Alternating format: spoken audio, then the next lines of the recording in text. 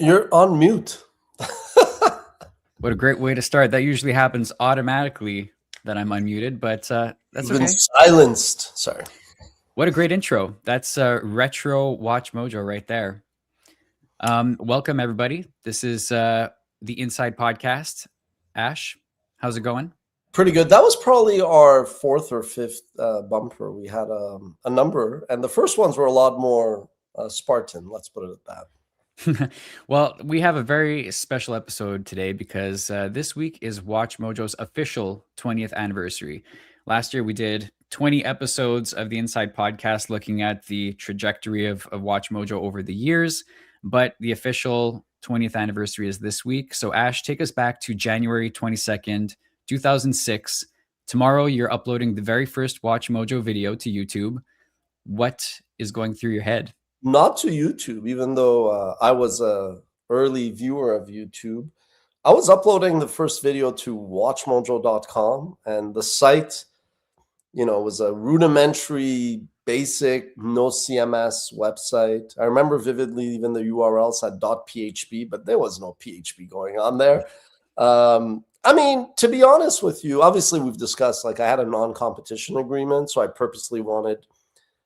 It was the non-competition agreement prevented me from launching an online men's magazine. So I wanted a very female-oriented video. I think it was like how to hide your hips. The truth is I was extremely confident. And there goes that famous red couch in our first office on Saint Laurent in Montreal. I was extremely confident. Not saying this video was going to take over the world or... and that was the thing. This was an era of viral moments and viral clips. Wasn't interested in that. Wanted to build a catalog, doing, fashion videos, recipes, entertainment, travel. Super, super confident, excited, a bit kind of unsure. And, when I would share these videos with certain people, I remember Mark Cuban, I sent him the link. As I was looking for eventually investors.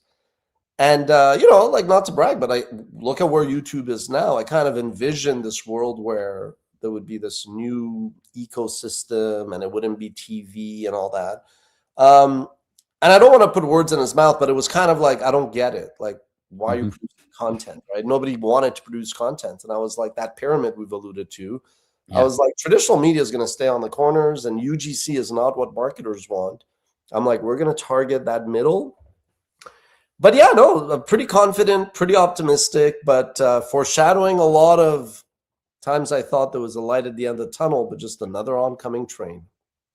Well, to help us celebrate, we've got two very special guests on the episode today. We've got the Watch Mojo lady herself, Rebecca Brayton, joining us, and channel manager, longtime channel manager, very long-time channel manager, Mike Patel, who I'm sure has some entertaining stories to tell us.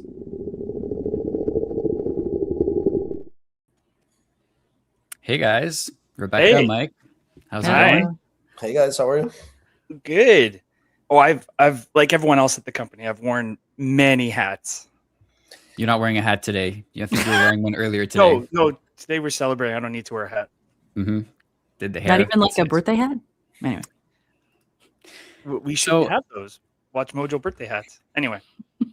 Well, the official anniversary is tomorrow, so maybe we have time to get some birthday hats. I'm curious to know, I know you guys have been with the company for a long time, much longer than I have. When did you officially both start? Mike, when was your, how long has it been officially? Oh, I thought you were going to want to start with Rebecca, who was here before me. Okay, then let's start with Rebecca. Yeah, I apologize. They're here for the Watch Mojo. What, you didn't know that? Come on. I'm sorry. Anyway. I need to brush up on my history. You should. Well, I'll tell you right now. I first met Ash in mid-2007, which I don't even know if Ash remembers that. But I came into the office for an interview, and I got all dressed up. And I want to paint a picture of the office. At that time, it was the second office on Saint Laurent. And it had a Scarface mural. And that is not it. There, you can see it in the background of that video. But and just an island of desks in the middle. Not very many people. It was very casual in those days. And offices, I feel were not casual in those days, so I was a little confused. I got all dressed up, so I was like, "Oh, okay." I was not that well versed in the online world either, so I was not really familiar with WatchMojo when I came in, and I had a journalism background. And when Ash was like, "Hey, do you want to blog for us?" I did not know what that meant. I still don't know what that means. But so it took me a while to really get a feel for what WatchMojo was trying to be. But I actually think that was a benefit because at the time I was pretty go with the flow. I'm not go with the flow anymore. What was your exact first impression of the company when you walked in the door? Uh, you're not gonna like this. Is this real? Is this like a real job? Am I gonna have a job if I stay here? That was my actual. But I took a chance. I had many fights with my parents about it, and I think I won the fights. Well, you're still here, so I would Yeah, say exactly. yes, definitely. Mike, how about you? When did you start at WatchMojo? I started the summer of 2009. So it's been like, 16 plus years. And yeah, no, I came also from a background, not journalism, but communications. I just have a specialization in communication studies. I did film studies. I ran around the campus with the camera, the editing. I worked as a production assistant on a film production.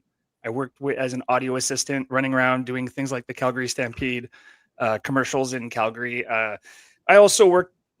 Sorry, just to give you a quick history how it became so random. I was a high school substitute teacher. I worked for the Parks and Recreation, not like the show, but I was the supervisor there. I was like the youngest supervisor. And I really wanted to, get something solid in my field because, you're still finding yourself. And I remember I found a Craigslist ad. I actually sent it to you, Rob, because I have it still in my inbox. And, I'm doing the whole pitch, who I am, what I want to do. And Ash is just like, okay, when can you meet? So I came in to the office and it's exactly like Rebecca described. It was like, I wasn't sure what it is. I thought based on the email that it was like an international enterprise. Like I thought, okay, this isn't the New York office, it's the Montreal office. I didn't know what to expect. But I had looked at the site and back then it was all about the site. And it's like a variety show. They did comedy skits, which I was into. They did going to shops, talking to the shop owners, talking to musicians, talking to comedians. It was very interesting. I was very excited by it. And the gist of our meeting was I'm a jack of several trades and I want to just do something for you guys. And Ash was like, that's interesting. All right, we'll call you back. And he did call you back, I presume. I came back and I had an in-person thing with Derek on the team. Still here. Awesome. And yeah, we just kind of found what I could do because I didn't know what I wanted to do here. And like I said, I unlike Rebecca, who's like the voice of WatchMojo, I started off writing scripts. Rebecca wrote scripts too, right? Yeah. Editing. They tried me for interviews and I was like terrible. So, can't be good at everything. Well, you do a lot of things, so I have to give you that. Nice comment that we received here from High Powered Beaver. 20 years of WatchMojo already. You guys are now considered the pioneer creators of YouTube. How does it feel to hear something like that, Ash? I just did a podcast earlier today with vidIQ, which is a tool a lot of creators use. It'll be out in, I think, about 10 days.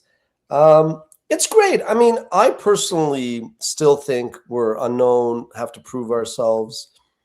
And I think coming out of a pandemic where you're not, I mean, obviously it's been a few years, but the world is like took this different parallel. So you don't really exchange as often with others. So it's easy to get stuck in your little bubble. But I mean, as a testament to YouTube, which is this dominant platform that is television, it's media, anybody that's been on YouTube has seen our videos. The number of times that I'll email somebody about somebody else, something or some other unrelated to WatchMojo, and they're like, wait a minute, WatchMojo, the WatchMojo? So that's really flattering, humbling, endearing. I mean, I'd be lying if I said it, you don't also like feel pride in, what you and the team have built. And I also think, it's great because resiliency is impossible these days and relevance is really hard. You do have to reinvent yourself while sticking to what it is that people come to you for. And as much as I say, what got you here won't get you there, I mean, clearly, the team deserves a ton of credit for building what is, wearing the analyst business kind of teacher, writer hat. It's one of the most successful case studies in digital media, not even just YouTube. Like in terms of what the team was able to accomplish, sure, some setbacks, some missteps, but overall, it's a fundamental example of just like what makes entrepreneurship, resilience, persistence, seeing something, just not to bring up the expos, like a little side project there, but like seeing something when others don't see it and operating between the improbable and the impossible is what is in the DNA of entrepreneurs. So I'm kind of like, in some ways, maybe I thought, sure, WatchMojo would be more successful. There's no limit on success. So it's not a knock. But in many ways, if you would have told that guy on January 23rd, when we uploaded that clip and you showed me where things would be, I wouldn't even hesitate. I would be like, sure, accept the deal. Let's do it. Let's take it. I mean, I used to dream for the first 6 years of just getting to a point where I didn't have to worry about payroll. Like my first 6 years was every night. I mean, literally, the first year was the lawsuit. Like I remember waking up and dreaming of the lawsuit going away. And then when the lawsuit went away for 5 years, I was just like waking up and like my dreams would be like somehow like would get intertwined with like doing a cash advance check on my credit cards just in time for the little bit of revenue that we had coming in. So no, it's super good. But again, like I'm more than ever driven to make sure the next 20 years are like infinitely exponentially more impressive. And when you look at the team, we've got Rebecca and Mike right here, 15 plus years with the company. There's a couple more employees who celebrated their 10th anniversary recently. What does that mean to you that you have people sticking around for so long? That also is uncommon in digital media. Yeah, I mean, I won't lie. People always in business school, you've heard me say this. In business school, you study ethics, you study culture. And then it's like when you get into corporate world, it's forgotten and it's not at all, it's an obstacle. It's a constraint. So that is what makes me most proud because to an outsider, sure, you'll see subscribers, you'll see, likes or whatever, but who cares about that? Like obviously those are metrics, but like you work with people more than you spend time with your family. So yeah, the fact that like, we do not if you work with your family. Not if you work with your family. Well, yeah, I mean, Christine, one of the other co-founders, my spouse. So even when sometimes are like, can we get along with Ash? Ash seems very driven, a bit too principled. Like, because in business, people don't care about principles. Let's just be honest. They care about profit. I'm like, I work with my spouse, 20 years. She hasn't killed me. All these people. So that is what I find the most impressive. That is what I'm most proud of. It's great. I can't get rid of these people. Well, if I could just say what's really cool is I was married in 2013 and the whole company was at my wedding. There was a table. It was all WatchMojo. Rebecca was there. Ash was there. Christine was there. That's really cool and special that it's like, what are we, 13 years later and I'm still working with these people that were at my wedding. Like that's really special. Yeah, it is definitely it feels like a family vibe for sure. I have a question for Rebecca. So you've seen the evolution of the company, and obviously as the WatchMojo lady, you've become a big part of the voice of the company.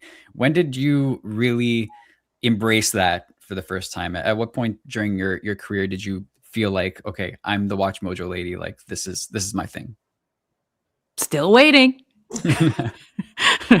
No, I'm not, believe it or not, I don't really have the ego for that. So I'm very reticent to accept that responsibility. I don't really even know how to verbalize this. I accept it, but I hope that I'm very humble about it. Well, that's a very humble answer. Ash looks like he wants to chime in with something. I mean, we're very Canadian, we need to have a disagreement and debate. But I will say, like, that is why I personally, because again, it's in our DNA.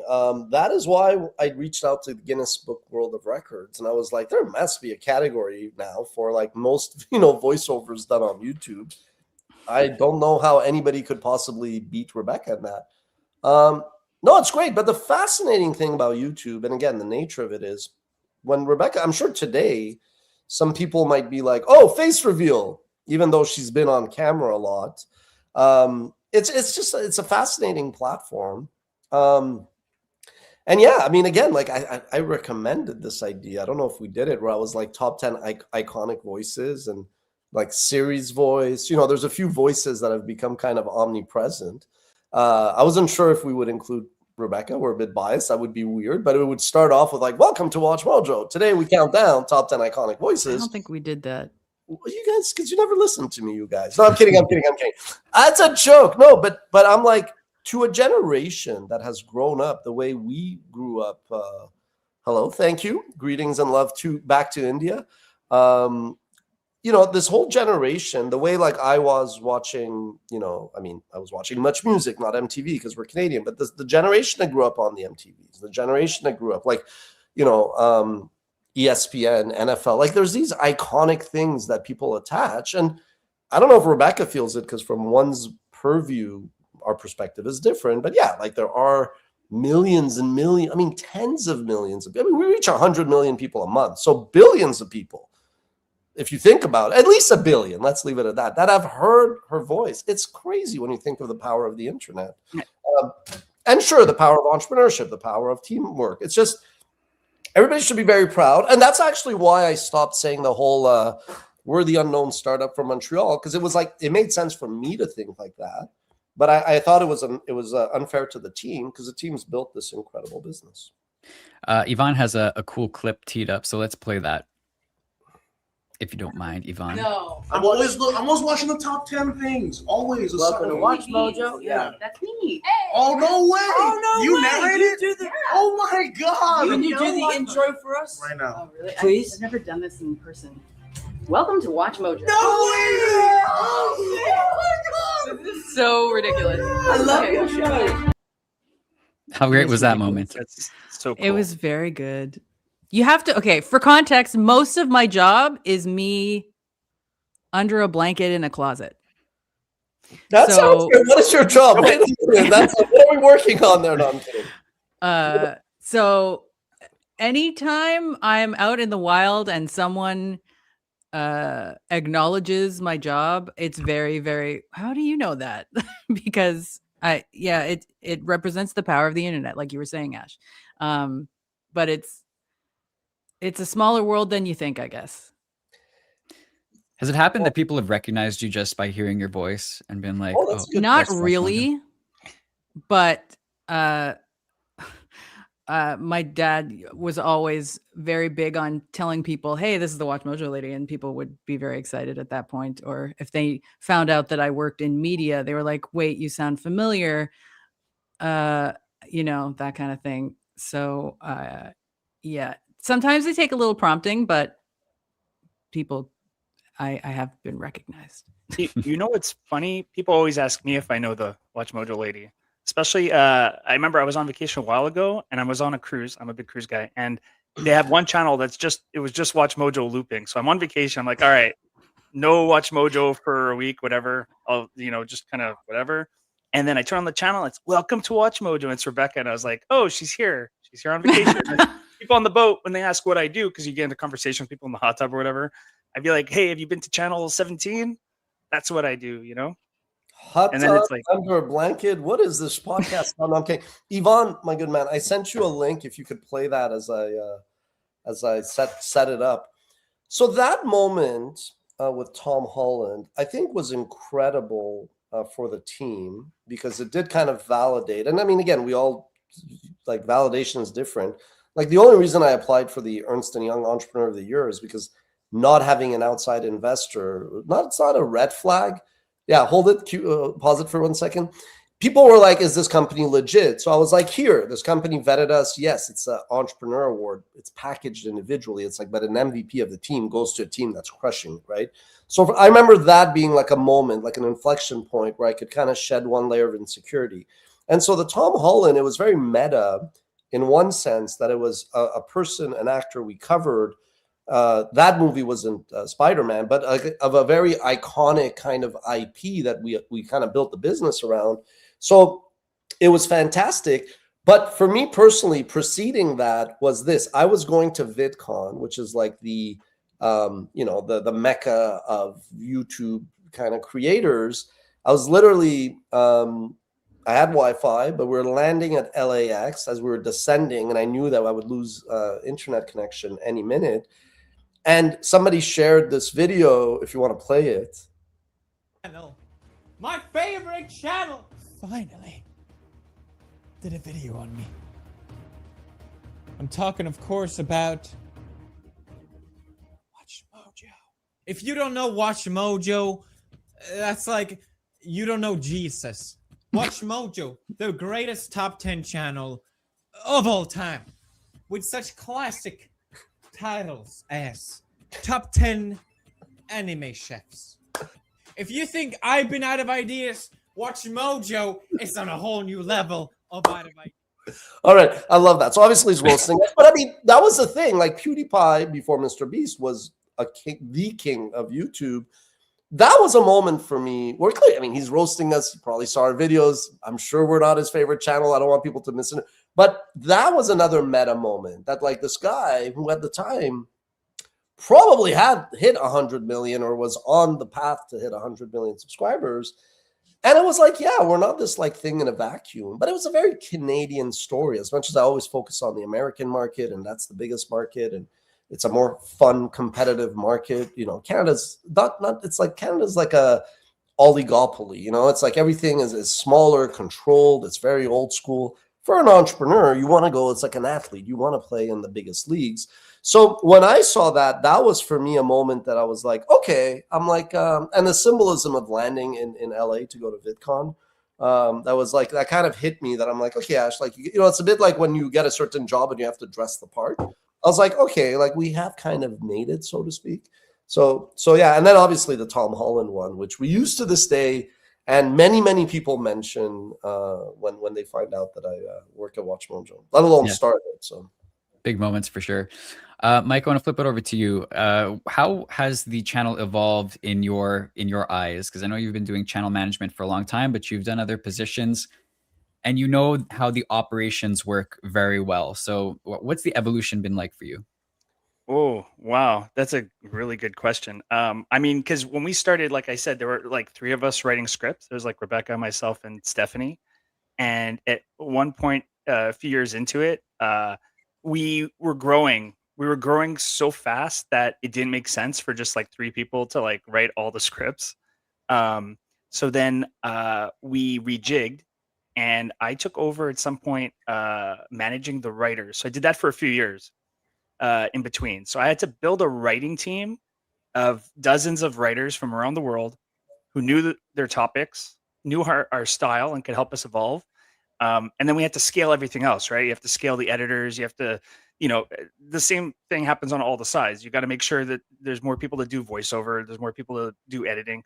And so that's scaled. So as we're scaling, then the challenge is also the topics, because you don't want to just do top 10 chefs. You want to, and you want to keep it interesting, and you got to evolve the topics so that we're growing, we're maturing. We're not just, because it started off, I remember it started off with like top 10 movie vampires, top 10 movie, whatever, because we haven't done top 10s yet. Right. But as we grew, the topics have to become way more interesting and compelling and interesting for us also as writers, can't just be like surface level. So I'd say that happened. And then channel management, it's, the same thing. We like just, so I just noticing the comments, you have a lot of amazing comments here in this video with ideas, and so many, our audience is passionate. They're giving us ideas all the time, and we take it on board. We don't just ignore them. We write them down. I pencil them in. We discuss them. What can we do with this? Is it something that we should do? And can we do it justice? Right. So it's a lot of scaling, but making sure that in the translation, nothing's lost. Right. We don't want to just do it for the sake of doing it. We want to do it right. I don't know if that answers your question, but that's I just want to riff on that. And that was one reason also when I say like, I got turned down by 100 VCs, it's because a lot of the VCs did not want to invest in content, but those that were open to it, they did want to scale. They didn't want like today they would be like AI, like, I don't want to be crude. They would have a hard on about AI. Like you're going to replace everybody. And I was like, it doesn't work like that, So yeah, like we're always careful that like the content has to be good. The videos have to be good. It's not like, why are you smiling, Rob? Oh, because I saw Phoebe who just left a comment. I love Watch Mojo. Hi, Phoebe, from all of us. Hey, Yeah, Phoebe. so I think it's always been that balance. And one reason, again, a lot of people are like 20 years. How does that even make sense? And I'm like, balance. The success is not just like numbers and quantity, and it's like, again, now also if you're super artsy and you're like, we did one video after like 8 years, that doesn't work either. But we're always very careful, and I didn't mind it. Because these were people on the outside. But when commenters would be like, "Oh, you guys just care about this or that," I was like, "You have no idea how much the team works on everything." It's like it's like a restaurant. Okay, if you serve 100 plates, or actually like 500 plates, I assure you they do care that every plate is perfect. But yeah, there's going to be one where maybe this is not perfect or there's a mistake. But that's really explains the success as well. Because YouTube, yeah, online you could say there's slop, there's crap, this and that. But the web now exposes the phonies. It rewards authenticity, but ultimately you need balance, right? So yeah, it's funny when I hear these stories, because I go, wow, we're always very deliberate and cared about balance and quality and quantity, frequency and consistency, et cetera, et cetera. Yeah, No, Rebecca. sorry. I was just gonna jump in and just add that with that analogy with the restaurant. Like, the thing is, you put out, let's say, 500 plates, but we take it to heart when one of the plates has an issue, because it's our reputation. We put so much of ourselves into it, and it just takes one bad plate to ruin your reputation, right? Like, oh my God, I can't believe they did this. So we do have that attention to detail, and it is people. It's a company of people. I know you had a comment about how many people are here, more than we used to have, but it is a company of people who are here. It's not a company of bots, and it's not one of those AI slop channels, which, there's a specialness to it. Yeah, exactly. I see that too. Mistakes happen, but we always take measures to correct it and try to prevent it from happening again. And it's always been that way, it seems. Rebecca, I'm interested, as the channel really grew rapidly, how did you personally deal with that being the main voice of the channel, just with the volume of content that you guys had to start producing? I guess at the time I wasn't the voice of the channel, to be honest with you. In my view, this is just how I see the history timeline, but there was a bump from my point of view in mid 2013 that required me to work some very long hours. I'll just say that for a very long time. And I just worked really hard personally, and put all the passion that I have for all the stuff that we do into my work, and that was what was sustaining me until we got some help. It is a company of extremely hardworking people, and that brings me to a fun photo that I think we have teed up of Mr. Mike over here. Right. A great example of work ethic. This was HR did not approve this. I do not condone this. This was voluntary, just to be clear. Do you want to describe what's going on here, Mike? It's we were having a company outing, and we were going from one place to like the restaurant, and there's a video that had to go out, and I'm the guy who publishes the videos for the main flagship channel, and I needed to get it done, and I was having trouble getting on my phone signal, and it was uploading. It failed like 5 times. We're walking. We were all invested. It was like, everyone's like, oh my God, 98%, 99. Oh, fail, until it went through, and then everyone was cheering. Yeah. And I'm like, this is recently, like, this is the hustle that we have recently. This is a few months ago. This is, I think, in September.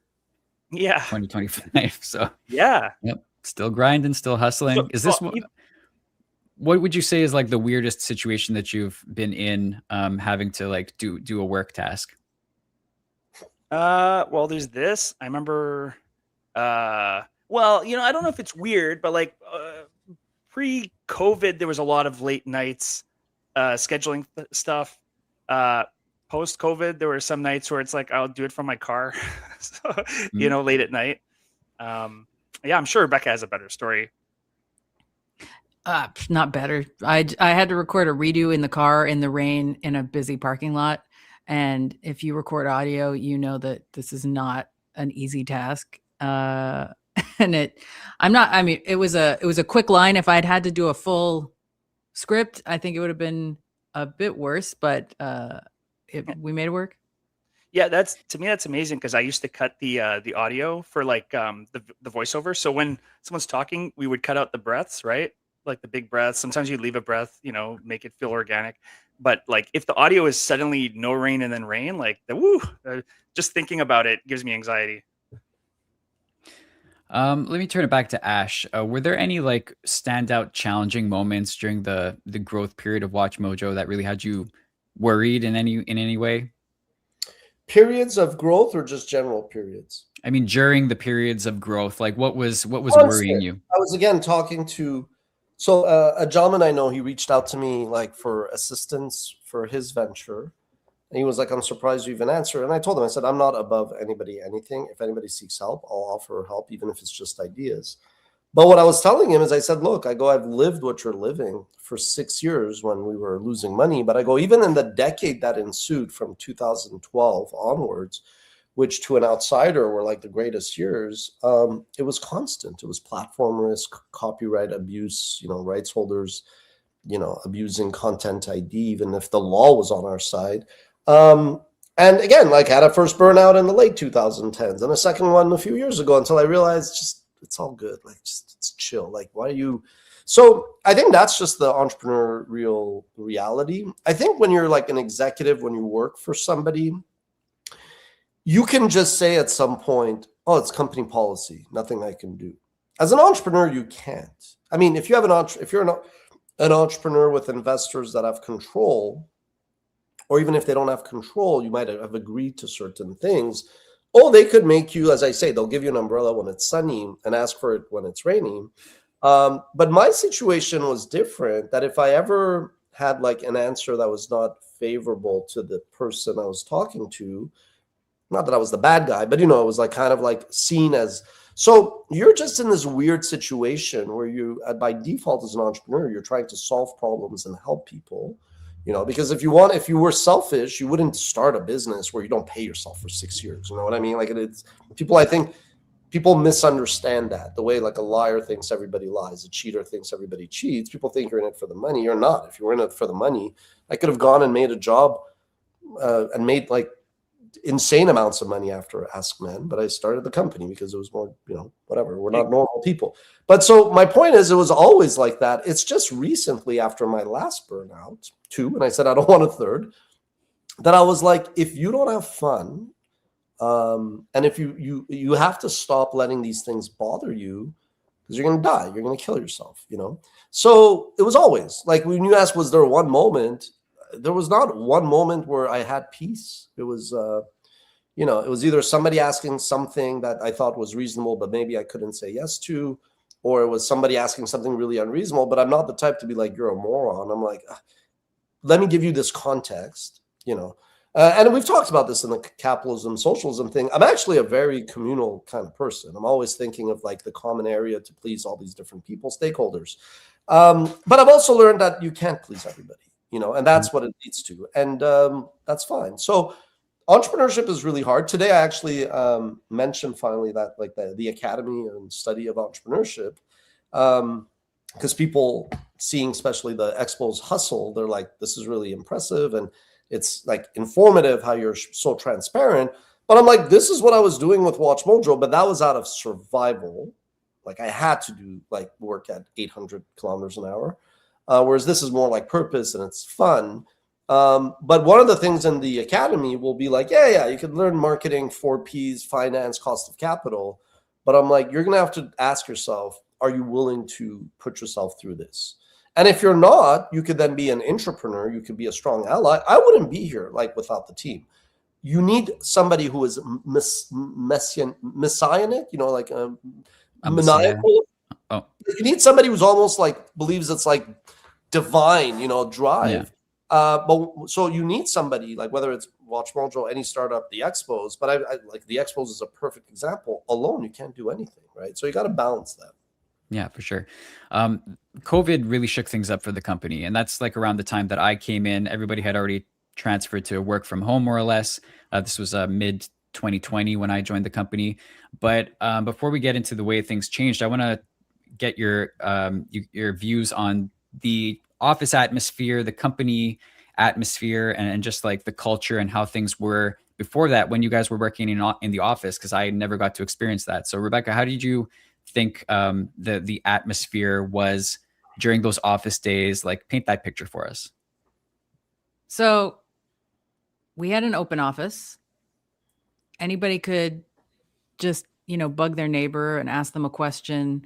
There was usually some sort of brainstorming meeting happening. If you were kind of hitting a wall with what you were doing, you could go over and help rank a list. It was very collaborative. That's kind of the best word I can come up with. The open office, while can be distracting if you're trying to, nose to the grindstone, but there's just that's something that you can miss in a work from home atmosphere. It was fun. We did some filming in the office this week, and it just reminded me of the old days. Just getting together and coming up with stupid video ideas like for social media or whatever. It was a lot of fun. Yeah, Mike, what about you? What do you miss about the office experience?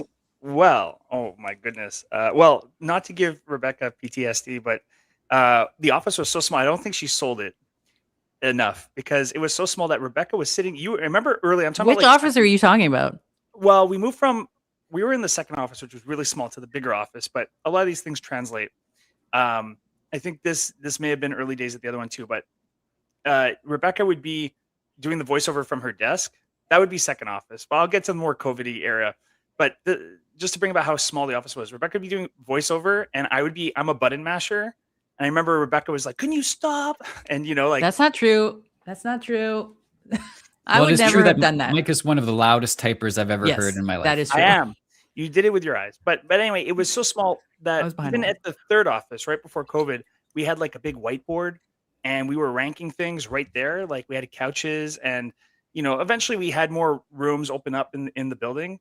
But it's just very special. And what you're saying with everyone's desk, the people are next to you, everyone had their stuff on their desk that represented their interests. I at one point went crazy and I had Furbies all over my desk. Like, it's just hard to make up.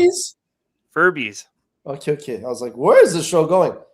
Yeah. So, but as for like COVID and how things changed and how I feel about it, it actually made us had to evolve like at light speed when it happened. Like, for example, like I was saying back in the day when we want to get a video out like at night, like we're working on it that day, something happened, we want to do it. I would stay at the office, the editor's working, I'm there with the editor. We'd wait till the video's done and I would publish it at the office, and I'd get home really late and everyone's asleep.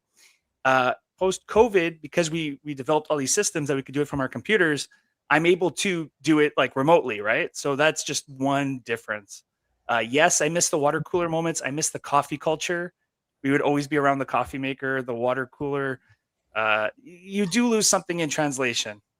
Yeah, I mean, I talk a lot about this because others ask me, and I go, look, if we did not have 15 years of communications, culture, relationships, it would not have been as smooth as it was. So the one is culture.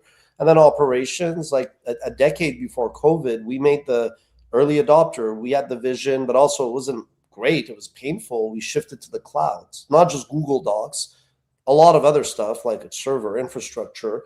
It was painful. It costs a lot of money. And this is when, like, again, like there's a lot of hidden costs that is not obvious, but it was an investment. And without it, well, we would have died. Like without it, it was like I used to say, I go, God forbid, if there's like a nuclear spill and like we can't go into the office for like a period.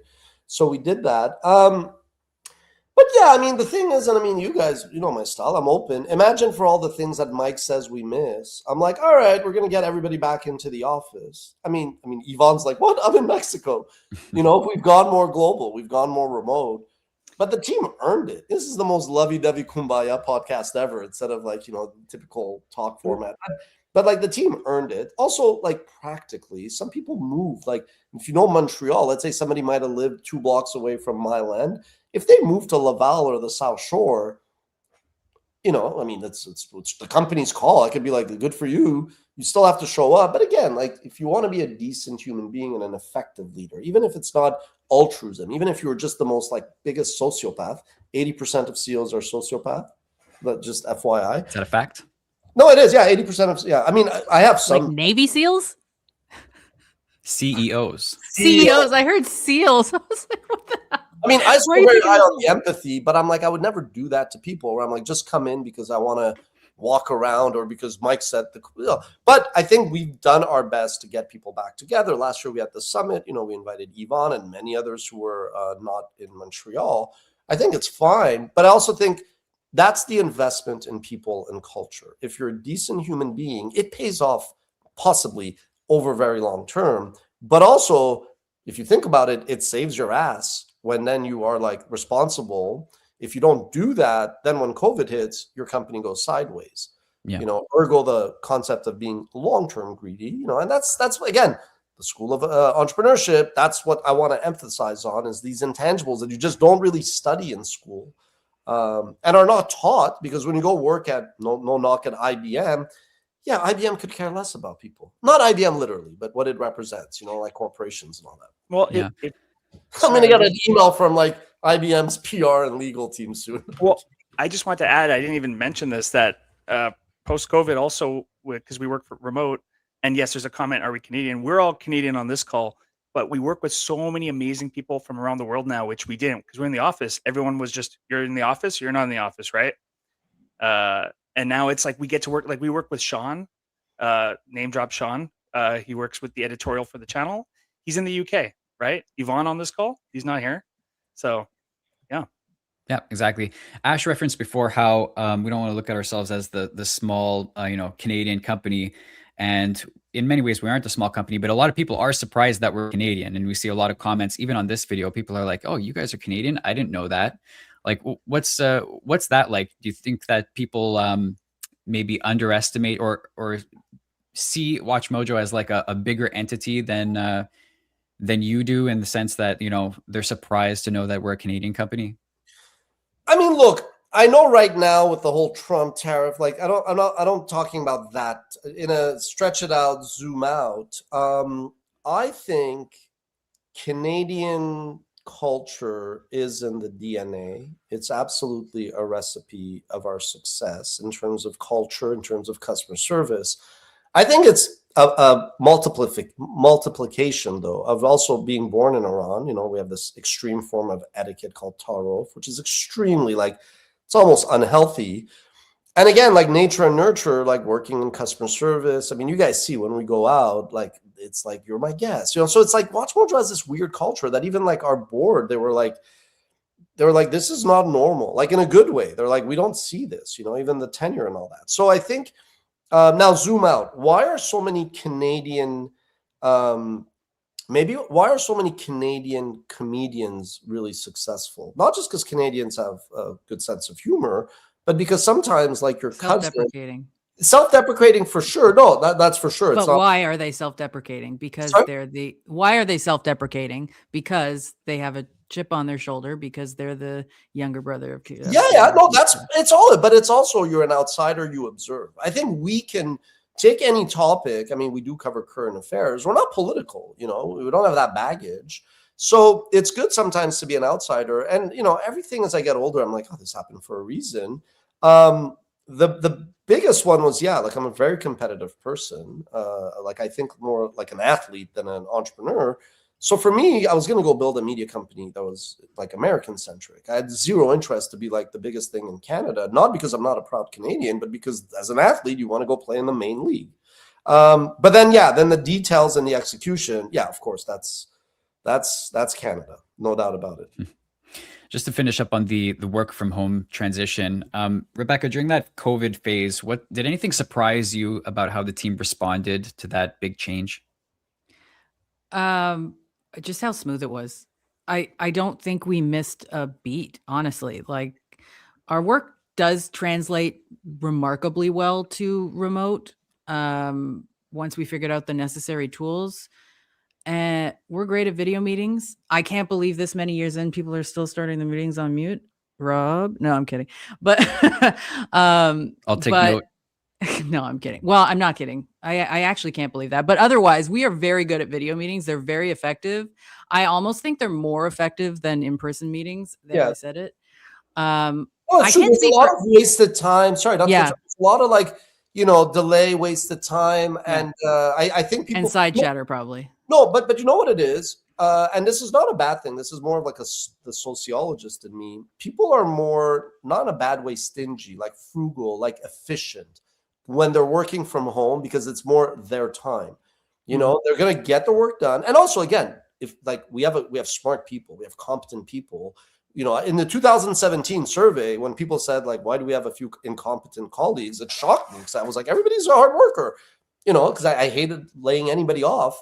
But the team is quite incredible. But it's also, yeah, if you're at home, if you're like lounging at the coffee machine or walking around, well, you don't have time in between doing your work to go turn on the laundry or go pick up your kid, walk your dog. You know, I'm not naive. I understand people like their schedules are different. Like I'm on 247. I don't expect the team to be like that. But I would be really a big fat lie to say that I'm less efficient. I don't think I could have been more efficient, but I think it would be a lie to say I'm less efficient working from home. And I extend that courtesy to the team. You know, now again, if the team was a bunch of, you know, dishonest people who were like ripping off the company, being lazy bums, I would have a duty to say, guys, this is not working. But I also think as a leader, it's give and take. When you see the team is living up to their end of the bargain, why would you disrupt their lives? But we do go in for meetings, just to be clear, like certain creative meetings. When I visited Vice, Shane Smith, the founder, was like giving me the tour, like very nice digs in Brooklyn. I've said this before. They had these little closets where people would edit, and I was like, what do people do in here? And he was like, well, this is where they edit. And I was like, man, we would have like open lofts, you know, and it was like I would come in, guys, we should do this, and then people are like, shut up, I'm trying to edit this video.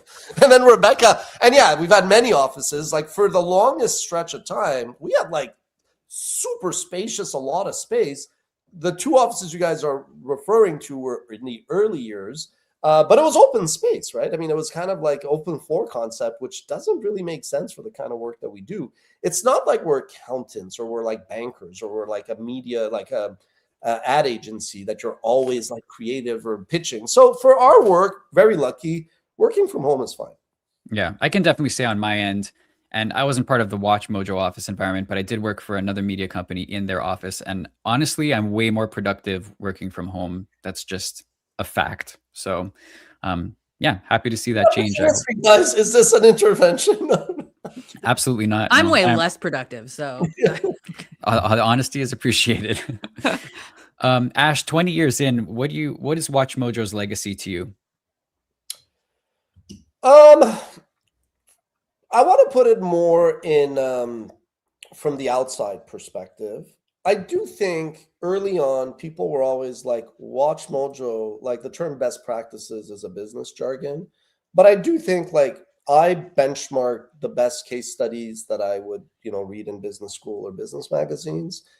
And, you know, I don't want to brag, but 20 years later, you know, everybody has insecurities. I'm not that insecure. I'm very confident. But like my insecurities of like proving to be a capable, honest, you know, person that can get shit done, solve problems, that's obviously washed away. But when I do benchmark the company's performance, the job satisfaction scores, the retention, you know, on any metric, it is really a very, very impressive business. And I'm not saying that to brag. It's a reflection of the team, because you could have strategy and vision. If your team doesn't buy into it, you're a loser. You know, you're not going to succeed. So to me, I also think viewers, like when I was at NatP, and NatP in Miami is more like old school TV shows. It's not like digital.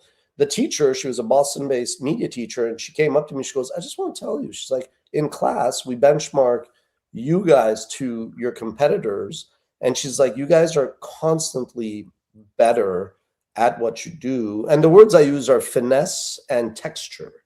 You know, it's like when I cook, there's little things you do during the cooking process where sets the difference between, okay, this is mangeable versus incroyable. So to me, in every way, what I hope viewers feel that way, I hope employees feel that way. And, you know, you want to be the best at what you do. Like people make fun of Tom Brady for being a sociopath.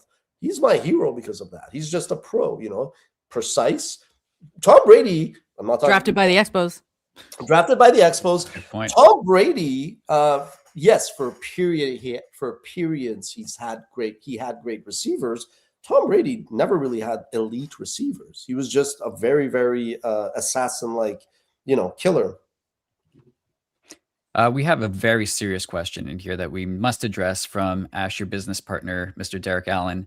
In 2015, you ranked the top 10 American desserts and put ice cream at number 1. Do you stand by that decision? I don't know who was American responsible for that desserts? ranking.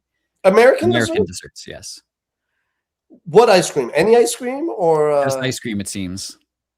I mean, American desserts. I think apple pie and ice cream could get the nod, but Oh that's yeah, there's nothing more American than apple pie. yeah. I ice mean, that's pretty. But I don't know, Rebecca. I mean, you probably. did I a don't bit- remember ranking that personally. Although it does sound like something I would be involved in. I'd have Now, to see what the is whole the list. best? The better question is, what is the best ice cream in the world? I'm sure we have a ranking on that somewhere. We do chocolate. I fought hard for chocolate to be number Okay, 1. I think we did it twice. I think we did a top 10 and then we changed the number 1 for the top 20 to chocolate. I think it was vanilla in the original. I'm pretty sure this happened. I don't know.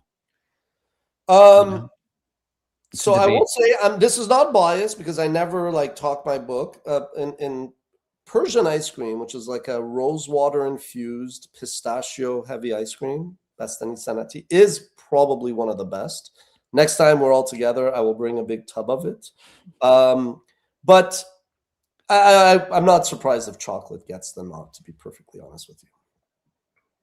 I don't know. I would have said vanilla because it's so versatile. You can put so many things on it. It's just It's so boring. So there was this is why we do what we do.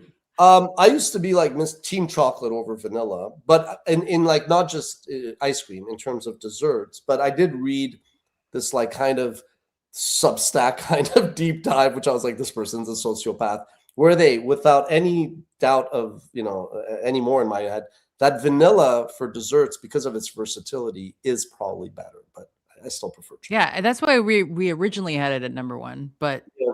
chocolate's versatile if you know what to do with it. okay. Chocolate. Well, chocolate on chocolate. You got chocolate fudge on top of chocolate ice cream. That works. That's what I do. All right. Here's a hard one for Mike. This one's for you. Why have you stayed at WatchMojo this long? Oh, that's a good question. I think it's easy to just say that I enjoy the work. I enjoy what I do. I enjoy what we are, what we rank, what we talk about. I enjoy the team. I've worked closely with the same people for many, many, many, many years. Even with my freelancers, like for example, one of my writers that I hired was Sean. That I was talking about, Sean Harris, on our team, and now I work with him daily.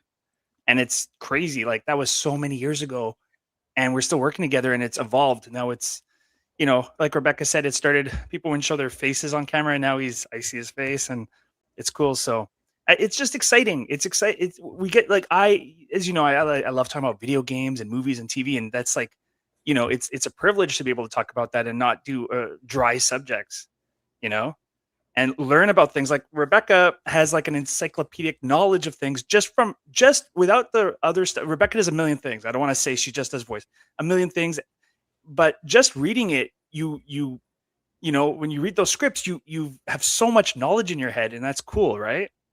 So, yeah. Yeah. Well, whenever we do like company quizzes or whatever, playing games stuff, Rebecca routinely wins those No, challenges.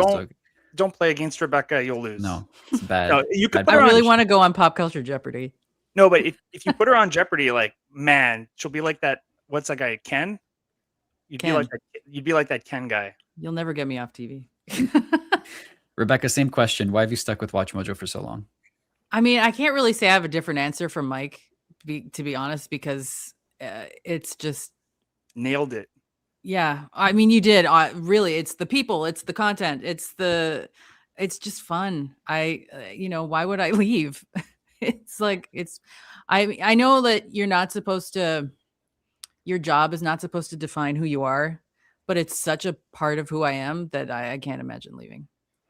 What would you say to the you who was just going to start working at WatchMojo if you could send a message back in time? Oh boy. I would say do it because like I said at the beginning, I used to get into some not fights. I don't want to say fights, but we'd have spirited debates in my family about whether this was a good idea or not, because, obviously YouTube was untested. The internet was, well, it wasn't untested, but like building a career in this way was unheard of. And so they just wanted to make sure that I had a stable future ahead of me. And I just wanted to do something fun. And somehow the two met in the middle. So I would tell myself to go for it. Good answer. Ash, did you want to chime in with something? I just want to say one thing. No. One of the things is I go, like I like to say, fix your problem, or I fix it for you, because at the end, like, you want to empower people. But I don't mean it in a bad ballsy way. What I mean is, I was like, in one day, I remember going into a couple of very well-known like stores, like the McDonald's, Starbucks variety type of stores. And in both of them, the cashier was kind of like openly complaining. Like, and again, I empathize with her. I get it. I wasn't like, I'm not a Karen, so to speak. I was like, no problem. Take your time. It's all good. You made a mistake. No problem. The wrong food. All good. But when she was like just trashing head office type of thing, I didn't say anything. It was a bit distasteful. But I wasn't, again, criticizing her. I was just empathizing the plight she's in and not getting the support.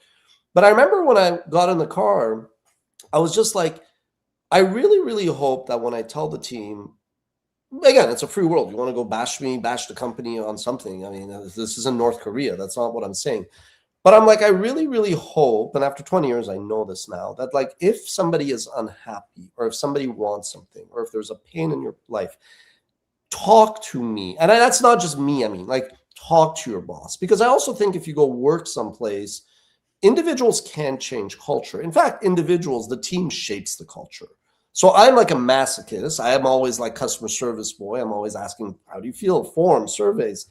Most people are not like that. And it's not like, not everybody has to be like that. But I always tell people that, like, yeah, if you have a problem, go to your team, go to your manager, go to your boss, especially the CEO. I'm not saying whistleblow and burn bridges and break the line of command, which then might get you in trouble at most corporations.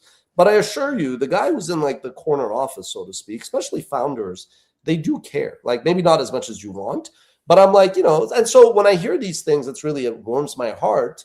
But it's because, yeah, like, you do work with people. It's not machines. You know what I mean? Like, people, they laugh when they see how nice I am to my dog.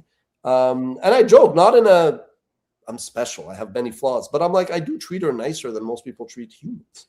You know what I mean? But it's a creature. It's a living creature. How could you not? But so that's really, I think, Watch Mojo. And I've always said it. I'm like, I don't mind if people say something that upsets me. Like you saw, the other day there was a mistake. Sure, internally I wanted to break a chair, but then I was like, it's fine. Grand scheme of things. Fix it and we'll move on. But like the ultimate point is, like, you do work with people, so you don't want everybody to be so tense and nervous because all hell breaks loose because something bad happens, and there's always fuck ups. It's just it's the nature. It's the nature of the beast, right? So if you want to be successful, you really have to realize that it's humans, it's people, and mistakes happen, and yada yada. And you also have to be tough. Don't get me wrong. Like, you can't just be like kumbaya and nobody does anything. But if you want the success, that's really in a nutshell what it is. I'm really surprised that there's no broken chair in your background. To be honest, I'm looking for the broken chair. I'm like, there must be a bunch. No, I'm quite zen. I mean, look, in 20 years, I remember one time I raised my voice quite a bit with somebody, shall remain nameless, but that's because at that moment it was a clear lie, and I had water under the bridge. So I was like, basically, I got mad because I was like, don't lie to me. Like, I don't need that. But I'm passionate, but I'm not mean, like, it's not in my blood type of thing. So no broken chairs, although I'm sure there are certain things I might have twisted. I mean, one time I think I just got, and again, the times when I get upset, it's like once, because I go so out of my way not to make people feel like targeted if I make a thing. So once I was just like, for the love of God, I'm not talking about you. It's a general comment. I'm like, am I not allowed to suggest? Anyway, but it was just a notepad that kind of got shredded somehow. Well, frustrations happen, but 20 years, I think you've done a great job of handling the ups and downs, and looking forward to potentially another 20. Let's make it happen. I'm hoping. All right. Thank you all, mainly. Thank you for trusting not just me, but your colleagues, the company, and everything. And I will, for the first time and only time, on behalf of Watch Mojo viewers, I thank you, because you do bring them a lot of joy and satisfaction, and that's really all I could ask for. To please them, to serve them. Absolutely. Well, Rebecca, Mike, thanks for joining us today. This was a lot of fun. Thanks for having us. Thank you. Yeah, it's a pleasure. Yeah, we're always trying to get you guys today. I don't think there was any death threats issued, but I mean, like, No. I thought it was only on like anniversaries they wheel out Mike and they're like, look, It's like this also- is here, it's Mike. no, it's also like last week, Rob was like, he said something to the effect of like, oh, like I enjoyed this topic, but I was like, suggest whatever you want. Like, it's a free world.